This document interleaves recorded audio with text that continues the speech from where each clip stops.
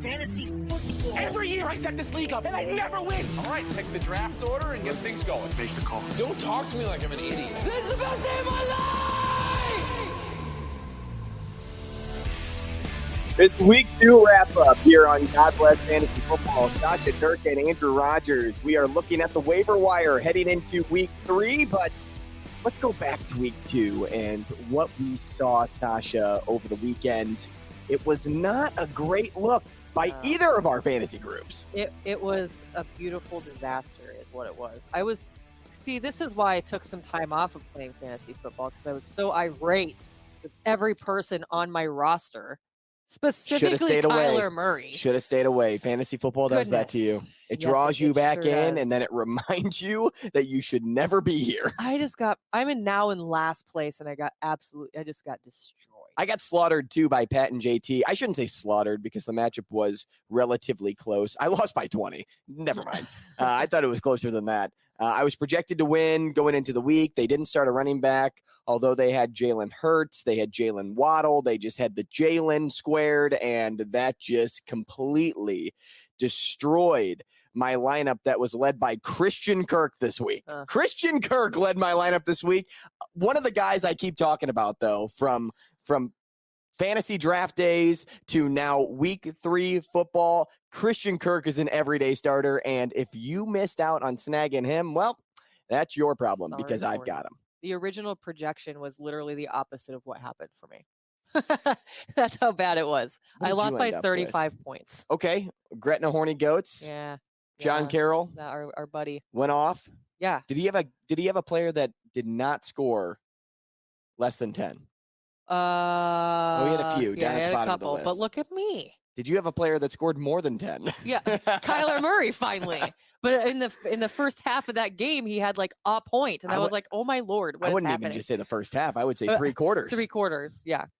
Well, I had Miami's defense because I'm Mr. Streaming Option, and I don't know why I didn't drop this defense to try to add another. I was just like, well, Miami's going to be playing Cincinnati, who's been looking poor. The Jets coming up. Minnesota got destroyed on Monday night. Like, this seems like a great defense to own, right? Yeah. Nope. I forgot that they were playing Baltimore this week and Buffalo next. There's no way I'm starting Miami's defense against Josh Allen. No. I had the Rams defense. They did all right. And it was a very salty weekend for me, too. I lost out on some big parlays that were made, and if you want to catch what those are or were, head over to Big Plays, Bad Days, and Parlays on Thursday, because that show, I'll be fired up. I was fired up on Sunday. I'll be fired up again. I'll be listening because I'm not a big betting person. I feel like you might as well just light your money on fire most of the time, but I also like to win things, and there were a lot of winners. You guys had some good stuff. There were a lot of winners, so make sure you head over that direction on Thursday to find out just how much Troy won and James won and how much I lost. But while we're here, let's talk about ads of the week on the waiver. And frankly, I wouldn't burn my waiver this week. No, there's just nobody that really excites me. No. There are some good options out there if you are looking for replacements, like for the Trey Lance losers of the world, or if James Conner stays out longer and that ankle injury continues to hinder his production. But for the most part, I want to hold on to my waiver for that splash like I had in week 1 with Jeff Wilson. Yeah, for sure. I had a difficult time putting together notes this week because I kept saying all weekend, football is a beautiful, stupid disaster of a game. It's a beautiful tornado. It's just ridiculous. And I didn't think that anybody particularly stood out for me. So I have 3. I'll start it off. Garrett Wilson, I think, is a very good ad this week if you are looking for some wide receiver depth in your lineup. The superstar first rounder out of Ohio State is just an absolute stud. He had a big week in week 2, ended up with 2 touchdowns. He tied Corey Davis in week 2 routes. He played 61% of the snaps, and the snaps that he was off the field were running plays and not passing plays. At least the majority of them were. He had a 32% target share that game. He led a line of 8, 102, and 2 touchdowns. This is a guy that just has all the talent in the world, and he has Joe Flacco throwing him the ball right now. It will only get better once Zach Wilson gets back. I got a soft spot for Joe Flacco. Speaking of Joe Flacco, he is 3rd in the NFL right now for passing. Yeah. Unbelievable. I mean, wow. And the quarterbacks above him are Carson Wentz and Tua Tagovailoa. Yeah. Who would have thought those 3 quarterbacks would be leading the NFL in week 2 in passing? Not me. No, literally not me. No. Not even on my radar. So I have Ramondre Stevenson on my list. Stevenson led New England backfield with 62% of the snaps against the Steelers. Damian Harris did outcarry him, but he also played ahead at the goal line. But Stevenson could have a bigger role in coming games with the amount of snaps that he took. Stevenson still 82% owned. And frankly, in our league, and God bless fantasy football, available players include Damian Harris. Yeah. That should not be the case. Somebody in this league needs to pick up Damian Harris. And it can't be me. It might freaking be me. But it can't be me because I look at my lineup and I'm like, okay, Amari Cooper's out there too. Yeah, and which is he is a surefire wide receiver player in most weeks. Yeah.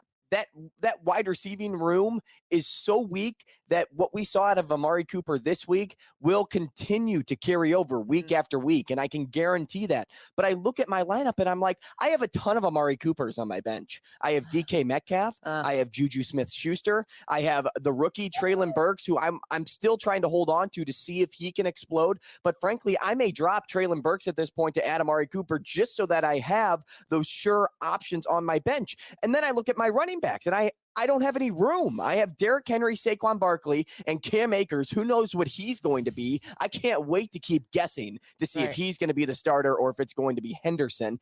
And then I have Antonio Gibson and Jeff Wilson Jr. I don't have room for Damian Harris. What do I do? Somebody's got to pick these guys up so they can stop driving me crazy and I can stop seeing them on the free agent list. Yeah, it's probably going to be me because my even my bench is kind of icky, especially with the wide receivers. So. If anything, I'm going to have to pick up.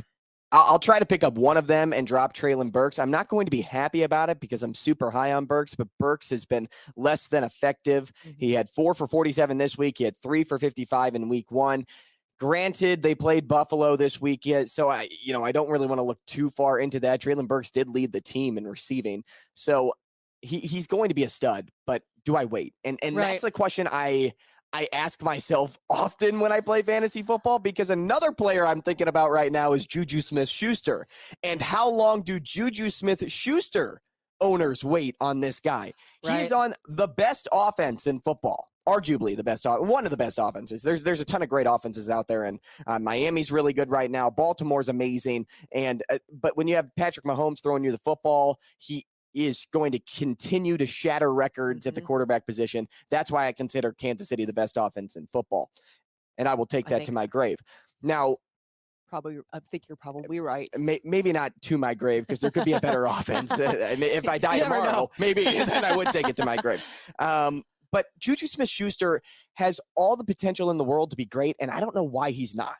Yeah. He led or didn't lead the league in receiving. He was like top 5 in receiving in 2018 when he had 1,400 yards, 7 touchdowns. He was outstanding. But where did Juju Smith-Schuster go? Oh, yeah. It's kind of baffling to me a little bit. And my biggest thing is that you keep saying, how long do you wait? And I'm the most impatient person on earth. I mean, I'd probably drop someone right now to pick him up just to wait. I'll wait and see, but I want it right now. Right. And that's the thing for those people that drafted Juju in the 5 to 10 round range. I'm not saying you drafted him close to 5. I'm just trying to give a nice spread. Yeah, a good window of when you probably grab Juju Smith-Schuster. But I look at that receiving core and I see Valdez-Scantling. I see the rookie Sky Moore. I see McCole Hardman, who has been really nothing since he joined that team a few years ago out of LSU. So why isn't Juju Smith-Schuster producing? Travis Kelce can't do everything himself. It's not like they have Tyreek Hill there, and Tyreek Hill is just taking all the targets away from him. Where is Juju Smith-Schuster? I just don't know. He's playing a lot like Traylon Burks, Robert Woods right now. People are not satisfied with a wide receiver 74. Juju Smith-Schuster has the potential to be in the top 30, let alone the top 20. So he's got to get there, and he's got to get there fast. I wouldn't drop him just yet, but if he doesn't get there by week 4, I'm going to find somebody else that will get there consistently. And weekly, even if he does have a big game in week 8 and then he has a big game in week 11, like I'm fine with that because your other weeks right now are 3 and 5 and I just can't do it. Yeah, agreed. I have another wide receiver on my list. I put Tyler Lockett on here.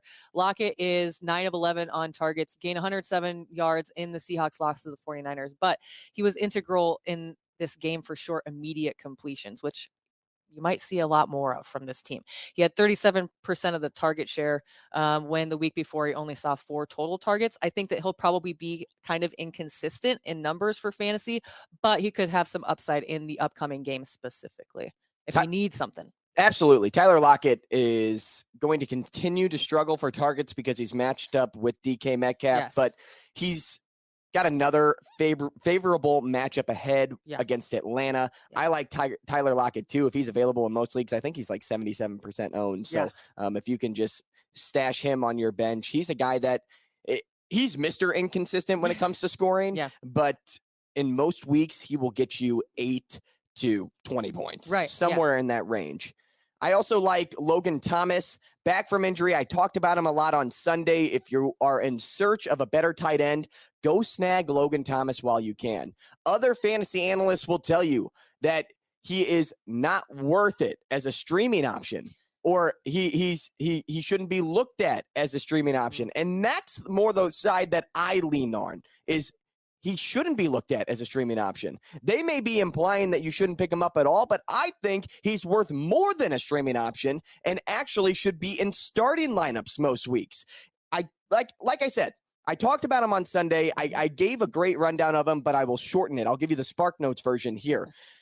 When healthy in the past, he ends up being a top 5 fantasy option and a top 3 scorer. I know that Kyle Pitts has made his way into the league, but he's been nothing so far. You have Darren Waller that is consistently back now. Mark Andrews and Travis Kelce, they'll be the guys that stay at the top of the charts. But when you're looking for those other guys, instead of Dawson Knox, why not Logan Thomas? Instead of Zach Ertz, why not Logan Thomas? He's got a better QB now than he's had in the past. Carson Wentz has the options to spread the football around, but we've seen him rely on Logan Thomas so much already. Just in this game, he went for 337 and 1. He's going to be more like a touchdown or bust type of player, but I'm more on the side of he'll catch touchdowns most weeks than he won't. And if there's that trust already built clearly with the quarterback, that's something that I feel like could rely on, especially even if you're just stashing them, a player like Logan Thomas. He's a great backup even, like you said, to have. If your bench is deep, if you guys have a bench that is bigger than 5 players, why not add a guy like Logan Thomas? Burn your waiver and just say, you know what, I'm settling right now with Mike Gesicki, or I'm settling right now, like I said, with Zach Ertz. I'd rather be settling with Logan Thomas. For sure. I have, because of the Trey Lance injury, I had to put Jimmy G on here. He's going to be out for the rest of the season. Garoppolo should be a good streaming option for you with the nightmare that I don't know what happened in that Denver game, and I don't want to think about it anymore because it's mind-numbingly crazy to me. I think this would be a great game to start old Jimmy coming up. And after coming in for Lance, he completed 13 to 21 passes for 154 and a TD. So if you're struggling with the Kyler Murrays of the world, maybe you pick up Jimmy Garoppolo. My mind goes 2 ways with Jimmy G. One, Jimmy G, graduate of Eastern Illinois University. My dad went to Eastern Illinois University. We constantly hear about him and Jimmy Garoppolo coming from the same university. And when he got actually benched to Trey Lance, I'm like, thank goodness I don't have to hear this Jimmy G argument anymore. And then Jimmy G comes back to life because Trey Lance gets hurt. So that's one side. I'm like, it's kind of an annoyance, but it's kind of funny too that my dad gets so invested into his players from Eastern Illinois University. I also have a soft spot for Jimmy G because in the game that I went to in Kansas City, when they benched Tom Brady and put him in, he blew you a kiss. No, he didn't. Oh. But I was like, Jesus, You sat Tom Brady. Here comes Jimmy G, and I think he's a good quarterback. Okay, so that's one side of my thought process. The other side is why Jimmy G should not be an ad. And Let's hear it. the reason for that is he got benched for a reason. Yeah. They know Trey Lance had more potential than Jimmy Garoppolo. So Jimmy Garoppolo is going to go down in history as an all-time great backup quarterback. He was a great backup for Tom Brady. Yep. They wanted him to be the next Tom Brady. I mean, that's, I guess, what you hope for when you put a guy behind Tom Brady. Yeah. But then, he gets traded to San Francisco, and he has a hard time making his mark consistently on the field. He's a very inconsistent quarterback. He had a great week replacing Trey Lance. Maybe he found that fire once again. I'm just not seeing it out of the Go Big Blue Panther. So I would lean toward adding Tua if he's available in most leagues after the explosive week that he had against a great defense in Baltimore.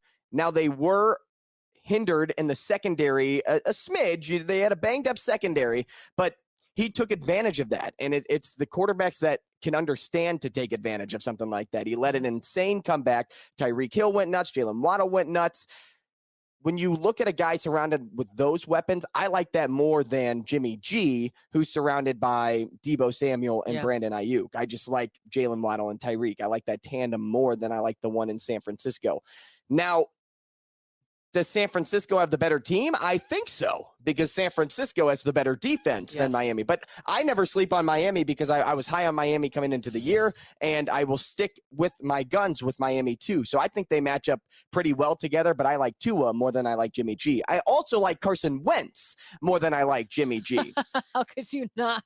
And Carson Wentz, second in the NFL in passing. He had 4 TDs in week 1, 3 TDs in week 2. I'm not going to keep badgering our fans about why Carson Wentz has all the weapons in the world to be successful and more of a streaming option, a starter every week. But those two guys are available in most leagues. I would add them before I add Jimmy G. Okay. I mean, I probably am going to actually add Carson Wentz if I can this week because I need help. Sasha's just coming up with names over here. I need help. And lastly, this is not something that you really have to worry about. I'm not going to go into too much detail. James Conner's injury, of course, is there. Keep an eye out on Darrell Williams and Eno Benjamin. This one's hard for me. If you had to pick one or the other, I would personally pick Eno Benjamin. I think Eno Benjamin is the more talented back. He's also been in Arizona longer than Darrell Williams. He is younger than Darrell Williams. We all know how running backs can get fizzled out, and that comes with age. Yeah, running backs, like their tenure in the NFL is so much shorter than any other position. Yeah. Eno Benjamin has the fresh legs. He's got the fresh face. He emerged as the number 2 back already this year, except in this game when James Conner went out. Darrell Williams actually looked like the better option, but he didn't set himself far enough apart for me to say he's the guy I'm going after. Everybody's saying grab Darrell Williams at this point. He's looked at more as the 1A going into next week if James Conner can't go. I disagree. I think Eno Benjamin would surprise people, and based on everything I saw in the offseason going into this year, Eno Benjamin was ahead of him on the depth chart for a reason. That's why I think he gets the call first, no matter what, if James Conner doesn't go. Yeah, I don't think that there's enough separation there to not pick him up. And Darrell Williams has always been a backup in Kansas City. Yeah. So it's not like he set himself apart there either. Yeah. So when he came to Arizona, they had him as a backup. They lost Chase Edmonds, who was a backup. Now he's a starter in Miami. Again, going back to my Miami team. And now Darrell Williams is still behind on the depth chart. I just don't see it. I like Eno Benjamin more. I think Eno Benjamin is the stronger back there, and he should be the guy that you target over Darrell Williams. Now, if I'm wrong, blame Sasha. Anything else? I don't think so. There's not really much. This beautiful disaster of a season picks up a little bit in week 3. My goodness. Like we said to start the show, at least for me, I'm not going to worry about burning my waiver this week. But if you really need to fill a spot on desperate. If you're in desperation mode in week 2, I wouldn't even go that far. But if you are desperate to fill a spot right now, add one of the guys that we recommended, because that's why we're here. We're here to give you the options. We're here to show you why these are the people to add. Yeah. And also, we have the stats to back it up, and we can do the research for you. Yeah, that's why we're here. It's the whole point.